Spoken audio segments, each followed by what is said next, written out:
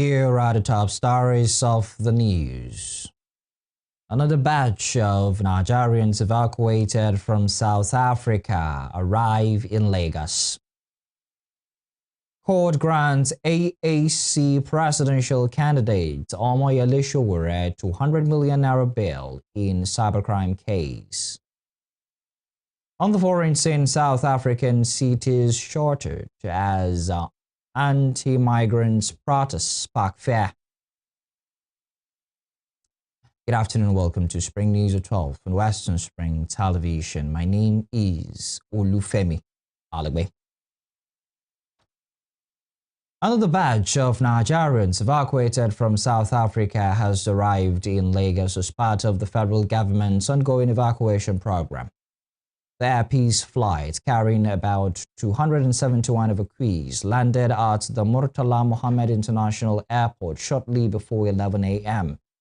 Meanwhile, acting Nigerian High Commissioner to South Africa, Alexander Ajayi, has said the federal government will engage with the South African government to seek compensation for Nigerians forced to leave behind businesses and properties amid anti-immigrant protests in the country. Speaking in a news chat this morning, he said those being repatriated are Nigerians who voluntarily opted to return home ahead of the latest planned anti-immigrant protest. The envoy said the federal government has begun documenting businesses and properties abandoned by returnees and will engage the South African government to seek adequate compensation. The acting High Commissioner also dismissed claims that most Nigerians in South Africa are undocumented, insisting that they largely migrated to the country illegally, attributing the situation to delays by the South African Home Office in processing the renewal of immigration documents for many foreign nationals. In the court, the Federal High Court sitting in Abuja has granted a 200 million naira bail to the presidential candidate of the African Action Congress, AAC, and the publisher, Omoyele Sowore, who is facing alleged cybercrime charges. In a ruling this morning, Justice Mohammed Umar ordered Sowore to produce two sureties. One of the sureties must be a traditional ruler from Sowore's community, while the other must own landed property in Abuja. The court also directed that the sureties be verified by the prosecution. In addition, Justice Umar ordered Sowore to deposit his international passport with the Deputy Chief Registrar of the court pending the determination of the case. The judge thereafter released the defendant to his lawyers and adjourned the case until Monday, July 6 for the opening of Sowore's defense. In the meantime, the Chief Justice of Nigeria, CJN, Justice Kudirat Kekereekun, has announced major reforms aimed at improving the speed and efficiency of the Supreme Court. Speaking at the opening ceremony of the Nigerian Bar Association NBA Lagos Branch Law Week 2026 on Monday, the CJN said the Apex Court would soon begin using the National Case Management System to digitally manage cases from the time they are filed until judgment is delivered. According to her, the new system will help improve case striking, reduce delays, strengthen court administration, and make the justice system more transparent. She also announced plans by the court to unveil the Supreme Court mandatory upload of electronic copies of processes, record of appeal, and other matters. Practice directions on July 1st. Justice Kekereekun stressed that technology should support the work of judges and not replace them, noting that technology is an instrument of justice and it can never become its substitute. She further stated that the reforms are designed not only to modernize the judiciary but also to improve public confidence in the administration of justice through faster, more transparent, and accessible court services. Into politics now, civil society organization the Osun Masterminds has expressed deep concern over the rising wave of political violence, youth killing, cyberbullying, and misinformation ahead of the August 15 Governorship Election in Osun State, warning that the trend poses a serious threat to the state's democratic process. Addressing journalists during a special news conference in Osogbo, the executive director of the group, Professor Wasiu Oyedokunwale, said the state was witnessing an alarming escalation of election-related violence that could undermine the credibility of the forthcoming poll. According to him, recent incidents of killings and violent attacks have created an atmosphere of fear and apprehension among residents. While acknowledging claims that some of the killings were cult-related, he maintained that there is a strong connection between cult activities and political violence in Osun State, alleging that criminal gangs are increasingly being used to pursue political objectives. The organization also expressed concern over the increasing use of social media as a tool for spreading misinformation, cyberbullying, and inflammatory content capable. The civil society group appealed to political leaders, traditional rulers, religious organizations, and community leaders to actively promote peace before, during, and after the poll.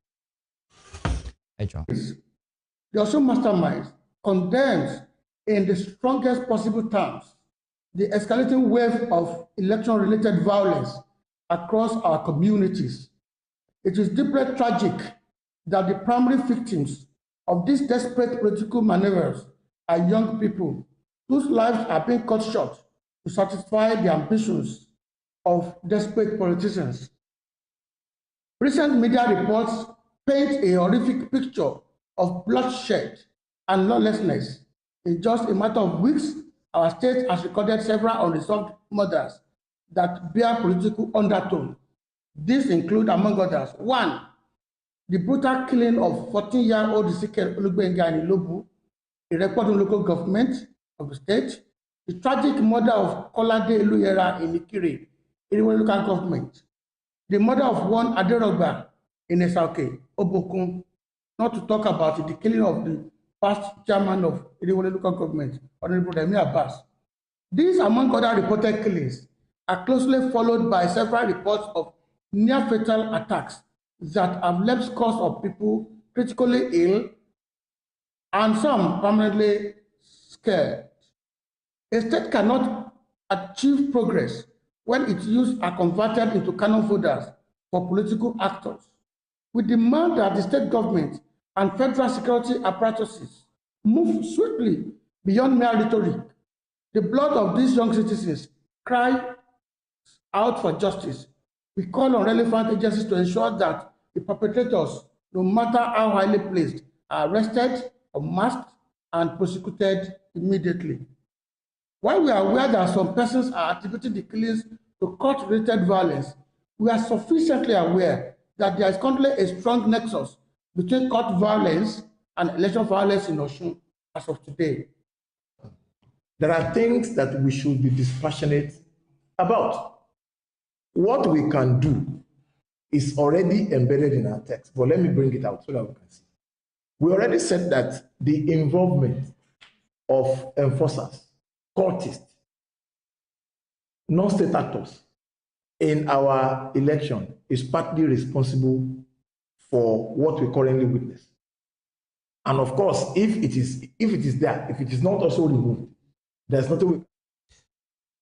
The United States has said the haul of seized materials from terrorists during its recent raid in Nigeria was the largest amount of enemy electronic equipment recovered since the September 11, 2001 terrorist attack in New York.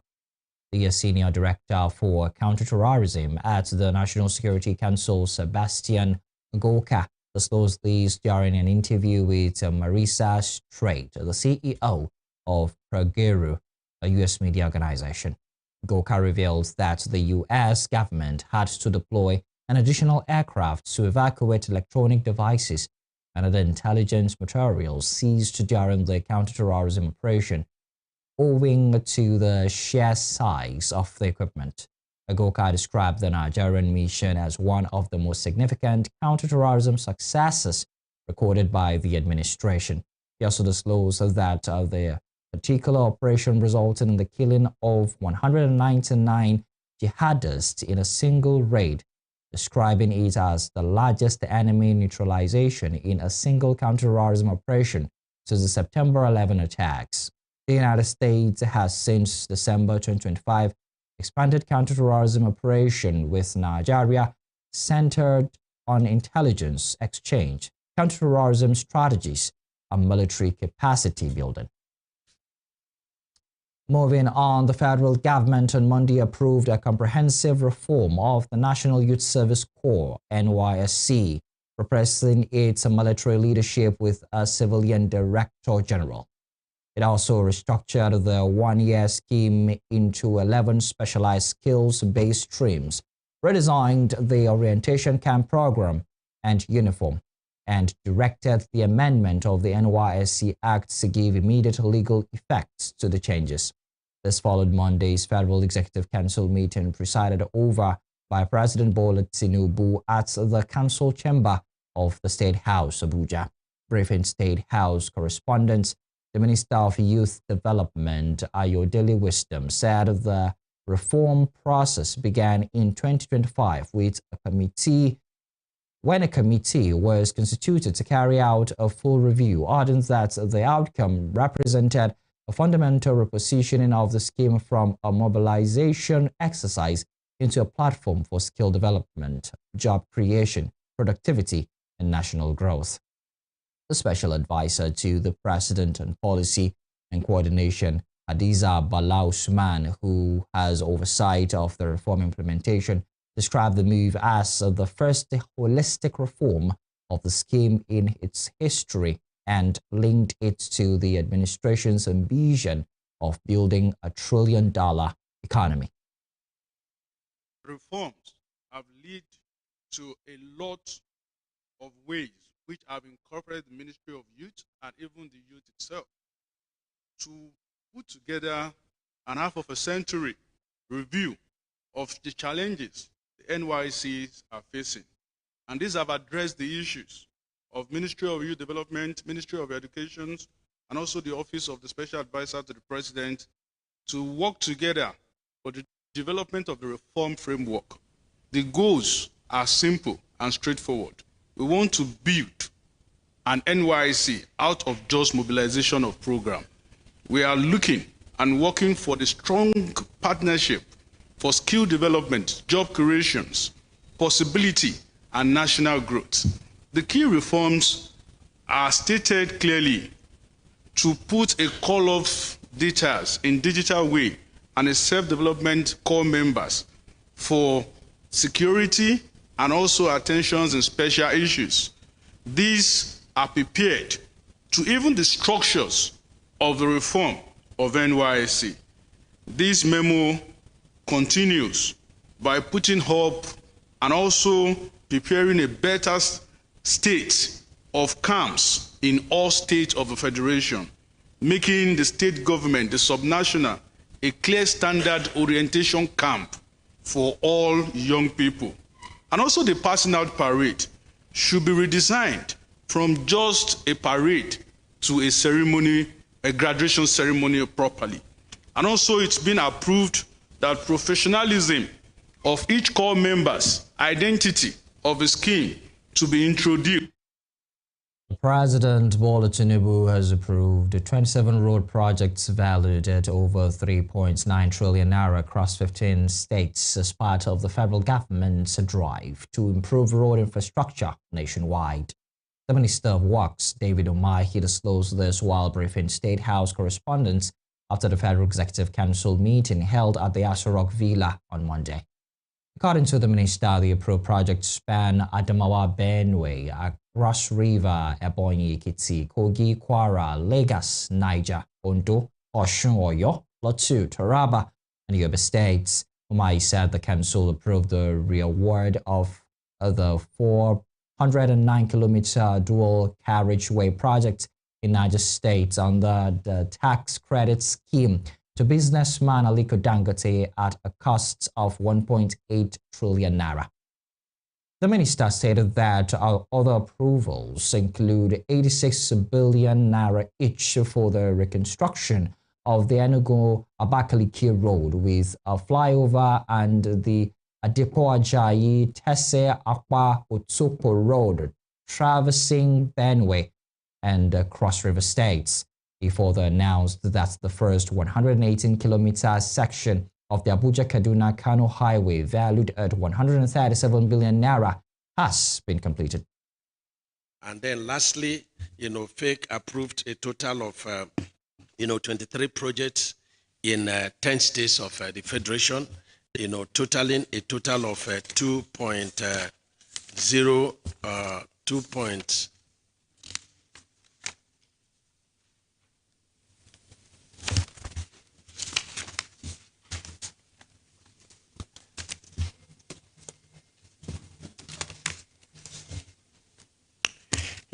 the total cost of the project is 2.078 trillion.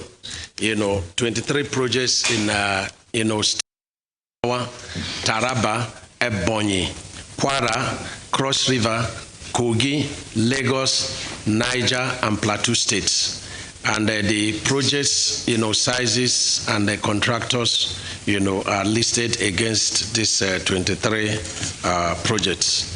I'm sure that you get the specific, names, but you have construction of Tungo Karamati Road with 5 bridges between Adamawa and Taraba states, in favor of West China Worldwide Engineering, 62.993 billion.